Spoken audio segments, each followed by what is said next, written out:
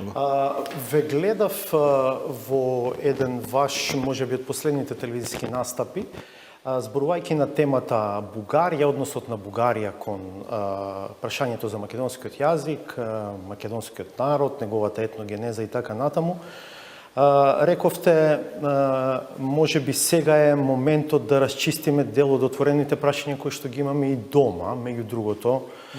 Нека помислат дел од тие политичари сега засегнати од тој однос на Бугарија, да речеме како е дефиниран албанскиот јазик во Уставот како јазик на 20%, како е дефиниран во Законот за употреба на јазиците како јазик на 20%, па меѓу другото, ако не се лажам, на крај дури најавивте можда иницијатива за промена на Уставот.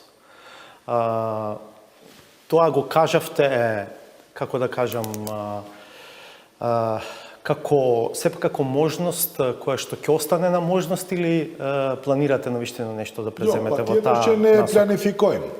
Me që e nisëm debatin me këtë temën që do duhet ta krijojmë mundësinë brenda për brenda legjislativit ton, që edhe deputetët kenë mundësi të mbajnë seanca prej shtëpie, ja ne do e hapim me temën e gjuhës, po le ta parashikojmë edhe këtë pjesën që pastaj të marrë kuptim edhe rregulloria. Apo, që e nisëm. Mendoj që janë pjekur kushtet për shkak se njëre, para punës është ashtu, si që kam thënë. Unë e kuptoj atë kur preken Maqedonasit, kur dikush ju thot që gjuha e tyre duhet quhet vetëm gjuhë zyrtare e shtetit. Apo?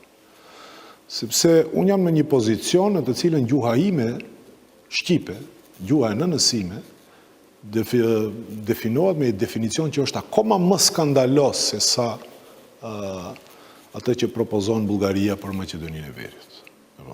Gjuhë që qenë ka edhe ndryshme nga maqedonisht.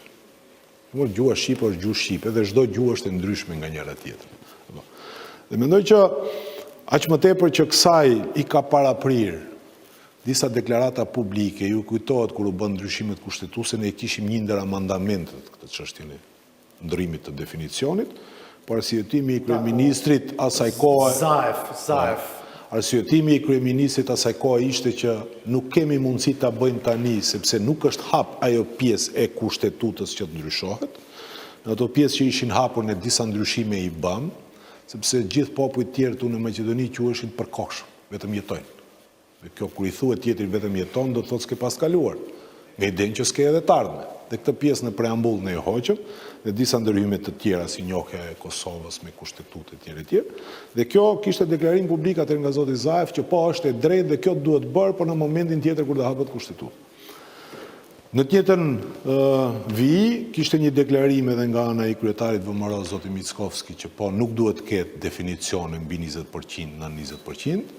Dhe tani është e radhës që unë të testoj, janë vetëm deklarata për të dukur simpatik dhe t'joshën nga votuesit shqiptar, apo e kanë me gjithmonë.